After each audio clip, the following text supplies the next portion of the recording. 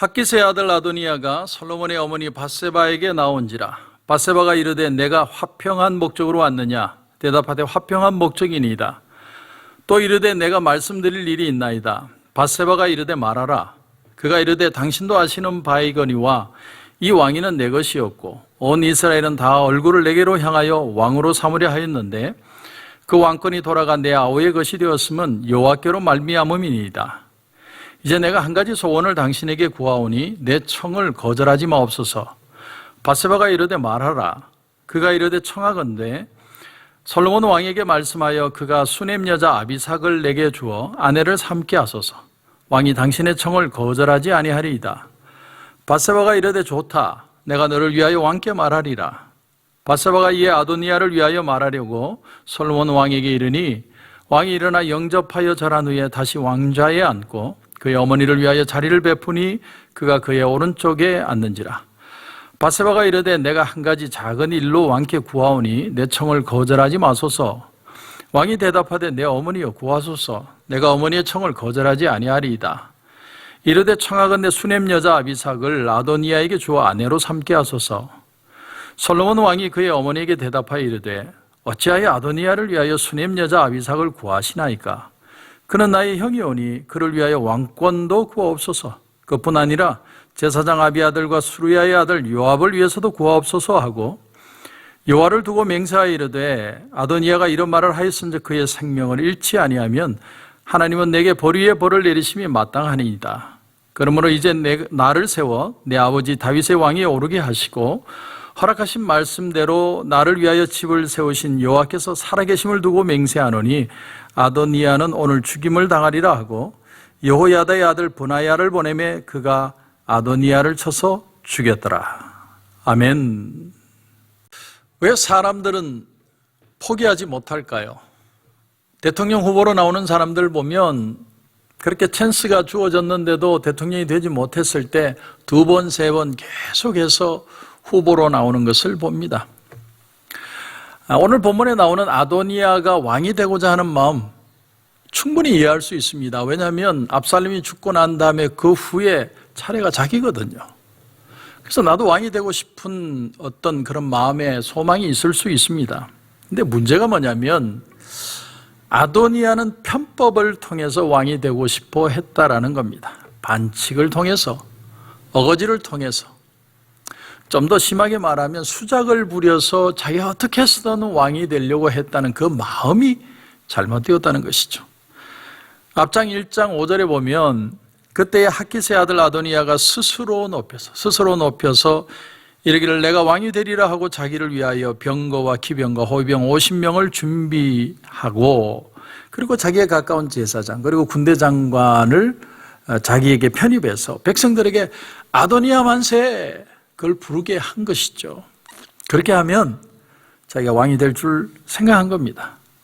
그러니까 솔로몬이나 나단은 아예 부르지도 않고 반대파들은 아예 참여도 못 시키고 급작스럽게 왕이 되려고 했던 것이죠. 이것이 아도니아가 사용한 편법이었는데 거기에는 아버지 축복도 없고 하나님의 축복도 없는 것이죠. 결국은 실패합니다.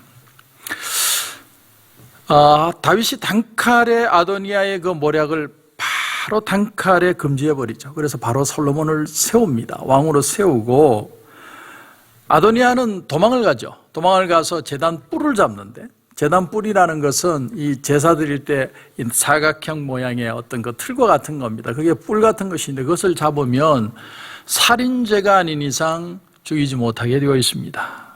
그렇게 해서 자기 위기를 모면하고 목숨을 살립니다.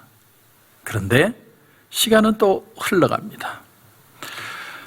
다시 이 아도니아가 밧세바를 이번엔 찾아와서 하는 말이 아비삭을 자기 아내로 달라. 여러분 아비삭이 누굽니까? 다윗이 이불을 덮어도 따뜻하지 않을 때 그 충신들이 그의 이불 속에 넣어준 처자입니다. 그 처자가 비록 그냥 왕을 위해서 준비된 여자라고 할지라도 그녀는 후궁입니다. 후궁인 것이죠. 그냥 언뜻 봐서는 아비삭을 좋아하는가 보다, 저 여자를 자기 아내로 삼고 싶은가 보다 이렇게 생각할 수 있지만 이 속에는 아도니아의 술수가 있는 거죠. 만약에 왕의 후궁을 자기가 드린다면 이 사람이 왕이 될 사람이다. 백성들은 그렇게 착각할 수 있다는 것이죠. 그 마음을 이용해서 다시 한번 왕이 되고 싶은 마음이 아도니아 속에 있다라는 것을 봅니다. 그러니까 아도니아는 자기 습관을 버리지 못하는 거예요. 자기가 죽을 뻔했는데, 한번 그렇게 구테타와 같은 일을 일으켜서 죽을 뻔했는데, 그러면 정신을 차려야 되는데 계속해서 야망을 포기하지 못하는 겁니다.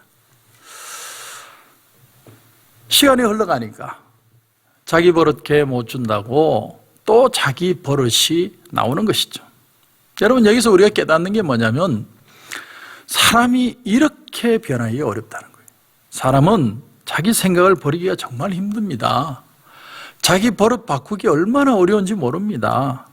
그래서 사람을 정말로 바꾸는 게 뭐냐면 예수님 안에서 깨지는 방법밖에 없어요. 내가 내 스스로 노력을 해서 나 자신을 선하게 만든다? 인간은 그게 어렵습니다. 그래서 여러분, 무엇이 사람을 바꾸느냐? 뭔가 그 사람이 깨지는 경험을 할 때, 그런 어떤 아픔이나 고통, 내가 어떤 꿈이 있고 생각이 있고 그런데 그게 이루어지지 않고 벽에 부딪히고 어떤 절망할 수밖에 없는 능력의 한계를 경험하고, 그래서 거기서 좌절하고 절망하고 어쩔 줄 몰라고, 그래서 하나님 외에는 바라볼 수 없는 상황이 될 때, 그때가 돼서야 사람은 변합니다. 그런데 이제 여기서 정말 복받는 사람과 복받지 못하는 사람이 갈리는 것을 보는데, 복받는 사람은 어떤 사람이냐? 그런 어떤 절망적인 상황이 될 때 자기를 포기할 줄 아는 사람. 아하, 하나님이 기뻐하시지 않는구나. 포기할 줄 아는 사람, 그 사람이 복받는 사람이라는 거죠. 여러분, 요나를 보십시오. 하나님이 요나를 부를 때 하나님을 전혀 믿지 않는 사람을 부르는 게 아니라 하나님을 잘 믿는 사람을 불러서 사명을 줬는데도 그는 첫 번째 하나님이 주신 말씀을 거부를 하죠. 그러니까 말씀을 순종한다는 게 그만큼 어려운 겁니다. 고집을 피우고 자기 생각을 내세우고 결국은 니느웨로 가라고 그랬는데 다시스로 도망을 가죠. 그래서 하나님이 할 수 없어서 풍랑을 일으키는 거예요. 여러분, 이걸 잘 음미해 보십시오. 그 풍랑을 왜 주시느냐? 하나님이 요나에게 기회를 주신다는 거예요. 풍랑도 없고 내가 다시스로 도망가는데 너무 평안하고 잘 되더라, 잘 먹고 잘 살았다 그러면 그건 하나님이 버리신 겁니다. 내 삶에 풍랑이 있고 아픔이 있다는 이유는 하나님이 나를 결코 포기할 수 없다라는 반증입니다. 요나는 하나님을 버리려고 해도 하나님은 절대로 요나를 버리실 수가 없는 거죠. 우리도 마찬가지입니다. 은혜라는 게 뭐냐? 은혜라는 것은요, 하나님이 우리를 버리지 못하시는 겁니다. 내가 얼마나 하나님을 잘 믿고 하나님 앞에 충성하느냐, 그런 문제가 아니고 그런 차원이 아니라 그걸 넘어서서 하나님이 절대로 포기하실 수 없는, 나를 포기할 수 없는 그것을 은혜라고 표현하는 거예요. 그래서 우리가 불가항력적인 은혜다라는 표현을 하지 않습니까? 하나님이 한번 뜻을 정하시면 그 사람을 향한 어떤 계획을 가지시면 우리가 발버둥을 치든 거역을 하든 반항을 하든 결국은 하나님의 선한 뜻을 우리의 삶 속에 이루어내시고 마신다. 그래서 요나는 그 하나님의 은혜에 붙들린 거죠. 그래서 몸은 하나님을 떠나려고 하고 하나님의 풍랑을 일으키고 그런 어떤 일들이 일어나니까 결국 요나는 깨닫게 됩니다. 아, 이 풍랑이 나 때문에 일어난 것이구나. 내가 하나님을 거역하니까 하나님이 나를 깨닫게 하시기 위해서 이 풍랑을 주시는구나. 더 나아가서 나 때문에 내 주변의 사람들이 고통을 당하는구나. 그래서 요나가 어떻게 합니까? 요나서 1장 12절에 보면 너희가 이 큰 풍랑을 만난 것이 나 때문인 줄을 내가 아노라. 그래서 이제 바다에 던지라. 바다에 던집니다. 그랬더니 하나님이 큰 물고기를 준비를 해서 덥석 물죠. 그런데 물고기 입장에서 보면 이게 참 괴로운 겁니다. 정말 운이 없는 날과 같은 날인 겁니다. 왜냐하면 뭔가 물었는데, 하나님이 준비하셔서 뭔가를 물었는데 그만 이 물고기가 위궤양이 걸린 거죠. 뭐가 하나 물 속에 이물질이 들어왔는데 이게 가만히 있지도 않고 고함 지르고 난리치고 기도하고 3일 밤낮을 얼마나 물고기가 괴로웠습니까? 근데 요나의 축복이 뭐냐면 그 상황이 이랬을 때 자기가 어떻게 할 수 없는 그런 상황이 되었을 때 결국 무릎을 꿇고 하나님 앞에 항복을 하죠. 이것이 요나를 요나로 만든 겁니다. 여러분, 은혜가 뭔지를 정확하게 아셔야 돼요. 내가 얼마나 하나님을 착실하게 섬기느냐가 아니라 얼마나 하나님이 나를 포기하지 않으시느냐를 깨닫는 게 은혜예요.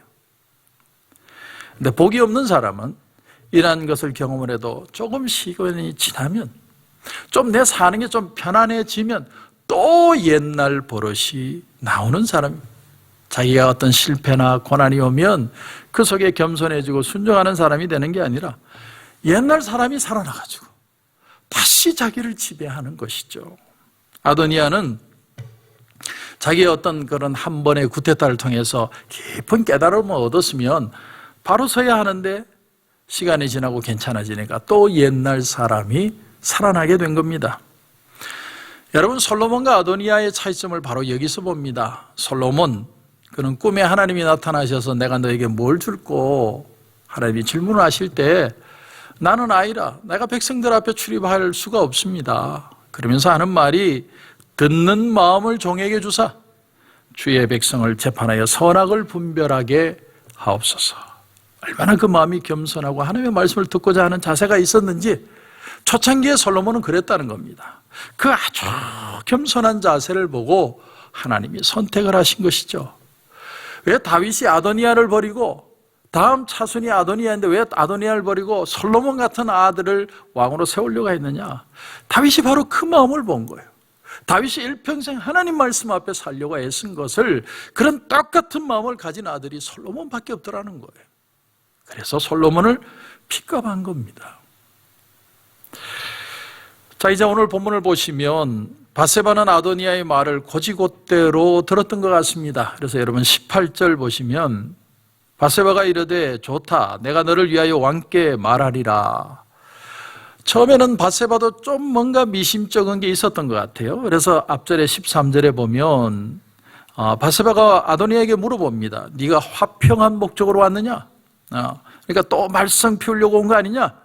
이렇게 묻는 거죠.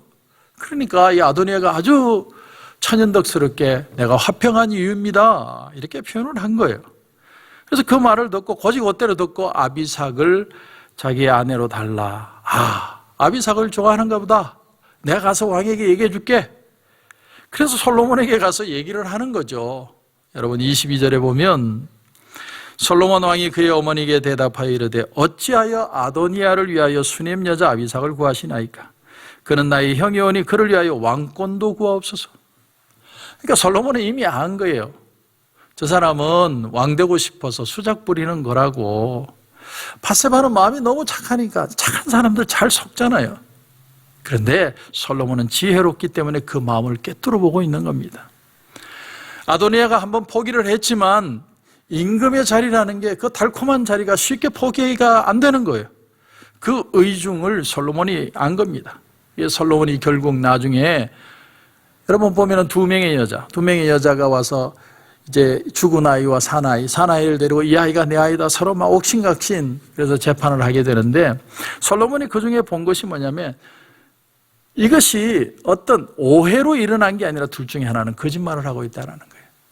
거짓말하는 사람의 의중을 파악하고 있는 겁니다. 그래서 솔로몬의 판결이 뭐냐면 거짓말하는 사람을 밝혀내는 거죠. 그래서 결국 아도니아는 어떻게 됩니까? 아도니아는 결국 죽임을 당합니다. 자기 꾀에 자기가 속아서 죽임을 당합니다. 여러분 말씀을 정리합니다. 사람은 쉽게 변하지 않습니다. 사람이 쉽게 변할 것이라고 착각하지 마십시오. 내가 기도하고 한 번 은혜 받고 한 번 변화되면 롱런할 것이라고 착각하지 마십시오. 사람은 그런 존재가 아닙니다. 그런데 우리가 어떤 일을 하고 싶고 어떤 고집을 부리려 할 때 적어도 이 몇 가지를 자신을 점검할 수 있는, 체크할 수 있는 방법으로 사용하시기를 바랍니다. 내가 그 일을 하고 싶을 때 첫 번째는 내 마음이나 주변 사람들이 평안한 마음을 느끼고 있느냐. 여러분 그걸 보셔야 돼요. 불편하면 아닙니다. 그런가 하면 목적이 선하더라도 방법이 선해야 돼요. 방법은 어떻게 해서든 목적만 이루면 된다? 그렇지 않습니다. 모든 것은 선한 마음입니다. 그리고 그게 하나님의 축복이 따라야 됩니다. 하나님이 정말 이 일을 축복하고 계시는지가 눈에 보여야 돼요. 느껴져야 합니다. 그리고 많은 사람에게 덕이 돼야 돼요. 많은 사람들이 그 일을 통해서 힘을 얻고 기뻐하고 감사하고 그런 덕이 되는 일이 일어나야 하나님의 뜻이라는 거죠. 그리고 이제 나아가서 큰 하나님의 뜻을 이룰 수 있는, 하나님의 뜻을 이루는데 이게 유익이 되느냐, 그것이 마지막 파이널 우리가 볼 수 있는 눈이 되어야 됩니다. 그렇게만 할 수 있다면 하나님은 저와 여러분의 삶을 형통하게 하실 것입니다. 이런 은혜가 저와 여러분 가운데 넘치시길 주님의 이름으로 축원합니다. 기도드리겠습니다. 하나님 은혜를 감사합니다. 오늘 이 아침에는 아도니아의 그 야망을 우리가 봅니다. 결국 인간의 욕심은 인간을 파괴시키는 것을 경험하게 됩니다. 하나님, 말씀 앞에 겸손한 하루가 되게 하시고 말씀 안에 축복된 삶이 되게 하시고 나와 내 주변의 삶에도 어떤 일에도 참 하나님의 은혜가 드러나는 은혜의 삶들이 다 되게 하여 주시옵소서. 오늘도 기도하는 가운데 하나님 큰 은혜 주실 줄 믿고 예수님의 이름으로 기도드립니다. 아멘.